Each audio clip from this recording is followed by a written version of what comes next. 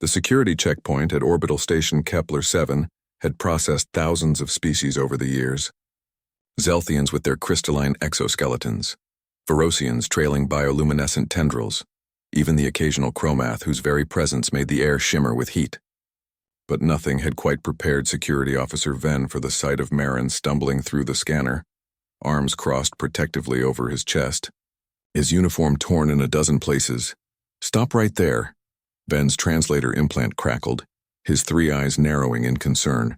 The human looked like he'd been dragged through a thorn bush backward, or worse, attacked. Deep scratches crisscrossed Marin's forearms.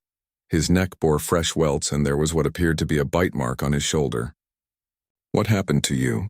Marin glanced down at himself as if just noticing the damage. He winced, touching a particularly nasty scratch on his collarbone.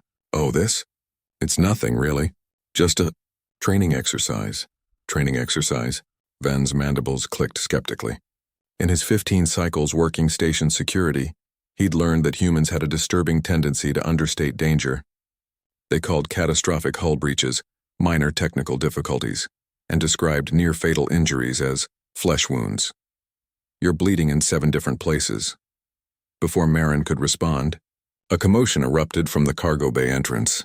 A group of small furred creatures bounded through the doorway, Raxian cubs, their golden pelts still fluffy with youth, their oversized paws giving them a clumsy, tumbling gait. The smallest one, barely reaching Marin's knee, chittered excitedly and launched itself at the human's leg. "Marin! Marin, tell him! Tell the security officer!" The cub's translator rendered his high-pitched squeaks into standard galactic. "We were training."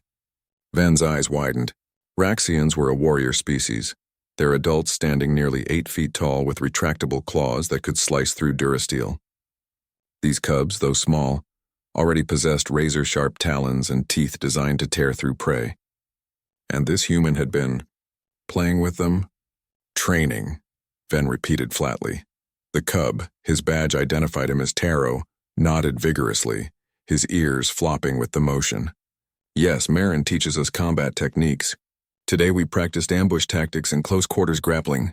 He said it with such pride that his chest puffed out, his tiny fangs visible in what passed for a Raxian smile. "He lets you attack him?" Venn looked at Marin with something approaching horror. Marin shrugged, then immediately regretted it as the motion pulled at his scratched shoulder. "They need to learn. Their parents are off-world on diplomatic assignments, and Raxian cubs require constant physical engagement, or they get into trouble. Real trouble. I figured better me than the station's infrastructure."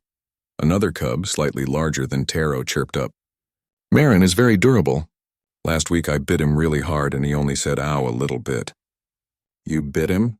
Venn's alarm was growing. During a stealth exercise, Marin explained calmly as if this were the most normal thing in the galaxy.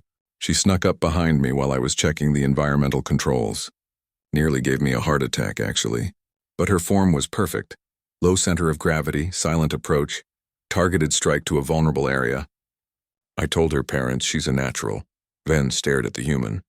Raxian cubs were notorious across the sector. Most species kept them in reinforced nurseries with automated defense systems to prevent property damage and injury.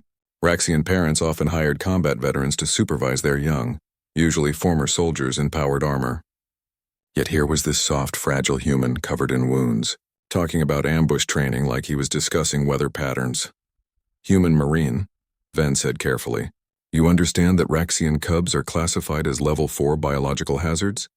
Their saliva contains anticoagulants. Their claws carry bacteria that cause severe infections in most species. They are, by galactic safety standards, considered too dangerous for unsupervised contact." "Oh, I'm not unsupervised," Marin said cheerfully. "The cubs' parents check in daily, and I've had all my vaccinations updated. Plus we have rules. No clawing near major arteries, no biting the face, and if someone says yield, we stop immediately." Taro tugged on Marin's pant leg. "Tell him about the climbing exercise." "Maybe not right now, buddy," Marin murmured. But Taro was already explaining to Venn with breathless enthusiasm. Marin climbed the cargo bay support beams, and we had to hunt him. He was so fast. He jumped between platforms and everything. I almost caught him, but he dodged and I hit the wall instead. The cub rubbed his snout ruefully, then brightened. "But next time I'll get him." Venn tried to process this. The human had been running from a pack of predatory cubs through a cargo bay's superstructure. For fun. As training. Sir, I must report this. Ven began, but Marin held up a scratched hand. Before you do, you should know. The cubs have had 0 disciplinary incidents since I started working with them. Before that, 3 broken doors, 2 injured station personnel, and 1 very traumatized Felixian merchant who still won't talk about it. Marin's expression grew serious. These kids have energy, lots of it, and instincts that need channeling. I give them a safe outlet. Safe. Ven gestured at the scratches. Safer, Marin corrected. For everyone. I heal fast, I'm insured, and honestly, a small smile crossed his face as he looked down at the cubs clustering around his legs. They're good kids. They don't mean to hurt me. They're just learning their strength. And someone's got to teach them.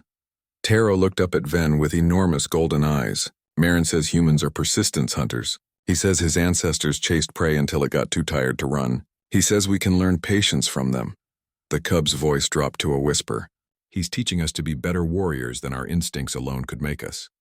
Ven felt something shift in his understanding. Humans weren't just durable, they were adaptable.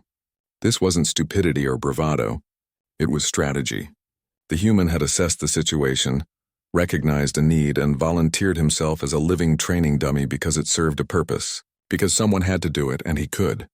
How long have you been doing this? Ven asked quietly. 3 months, Marin replied. We've got another 5 to go before their parents return. Ven looked at the scratches again, the bite marks, the torn clothing. Then he looked at the cubs, playful, energetic, but noticeably calmer than the reports from before Marin's arrival suggested. Finally, he looked at the human's eyes.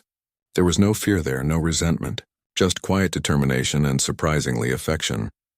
I'll note in my report that the injuries were sustained during authorized cultural exchange activities, Ven said finally. But please, human Marin, get those wounds treated. Raxian bacteria really is quite nasty. Marin grinned, already being tugged toward the medical bay by concerned cubs. Will do, officer. Same time tomorrow, kids. We're working on tactical retreats. As Ven watched them go, one scratched, limping human surrounded by bouncing, chirping predators, he made a mental note to update the station manual. Under humans, he would add, tougher than they look. Crazier than they seem, but occasionally exactly what you need.